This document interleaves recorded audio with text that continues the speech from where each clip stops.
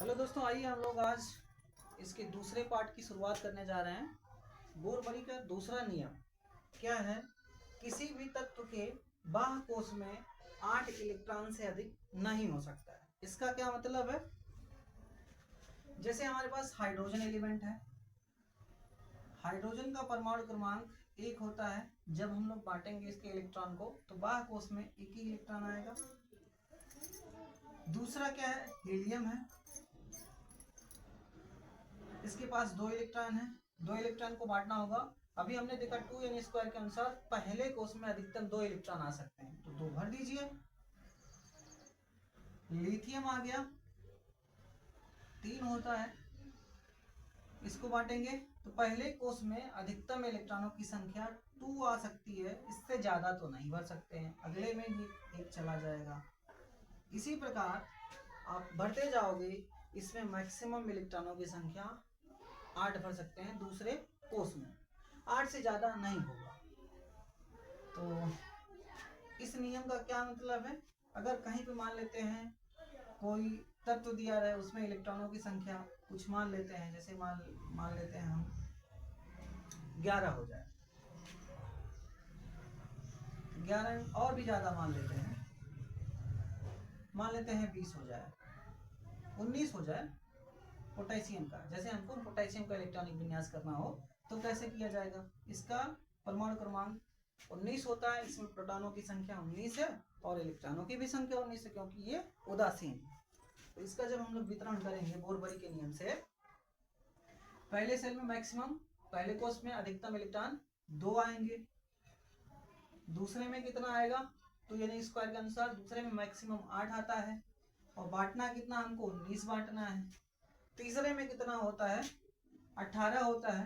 तो तीसरे में बचा कितना? 19 में से 10 बांट लिया, 10 घटाओगे 19 में से 9 आ जाएगा। ये इलेक्ट्रॉनिक विन्यास सही होगा कि नहीं? अगर हम दूसरा नियम देखें तो इसमें यह बोलता है किसी भी तत्व के बाह्य कोश में 8 इलेक्ट्रॉन से अधिक नहीं हो सकता। वैसे तो इसको अगर हम पहला रूल देखते तो 2n² होता है, इसमें मैक्सिमम 18 इलेक्ट्रॉन को रख सकते हैं, बट यहाँ पे दूसरा नियम के अनुसार ये क्या हो जाएगा? गलत हो जाएगा, क्योंकि किसी भी परमाणु का यदि बाह्य कोश है उसमें 8 इलेक्ट्रॉन से ज्यादा नहीं रख सकते, तो 9 कहां से रख पाएंगे? बोलिए। तो इसका सही इलेक्ट्रॉनिक विन्यास क्या होगा? देख लेते हैं। 19 बांटेंगे, इसको कैसे बांटेंगे देख लीजिए।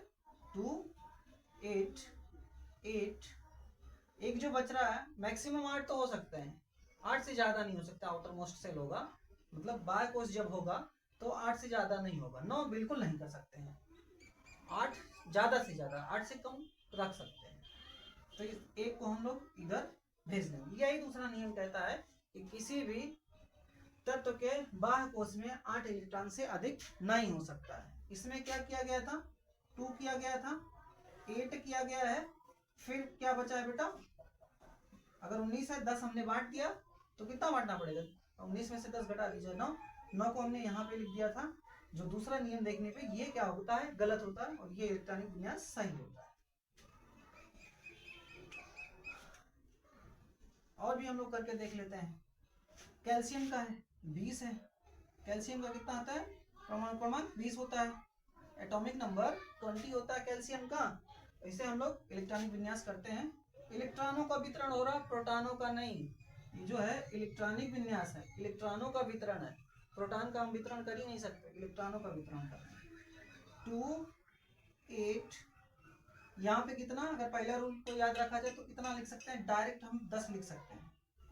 पहला रूल तो पहले रूल के अकॉर्डिंग सही है, लेकिन दूसरा नियम देखा जाए तो मैक्सिमम कितने हो सकते हैं? आउटर मोस्ट सेल में 8 इलेक्ट्रॉन हो सकते हैं, तो 10 कहां से रख सकते हैं? तो उसको देखते हुए हमको यहाँ पे 8 करना पड़ेगा। यहाँ पे बचा जो, यहाँ पे बढ़ा देंगे। अब बोलोगे सर इसमें मैक्सिमम 18 रख सकते हैं, तो इधर बढ़ रहा है, इधर क्यों नहीं बढ़ रहा? हाँ, इसके लिए तीसरा नियम उन्होंने दिया है जो स्कैंडियम से लागू होता है। स्कैंडियम से तीसरा रूल लागू होता है, और सबसे कठिन बोरबरी के नियम में यही रूल होता है। बच्चों को जल्दी समझ में नहीं आता, ये हम इजीली आपको बहुत अच्छे से समझाएंगे। इसके लिए हम अगला पार्ट बनाएंगे, तो उसमें आपको पूरा का पूरा डिटेल वीडियो बताएंगे, उसमें सब आपको इजीली समझ में आ जाएगा। धन्यवाद आज के लिए।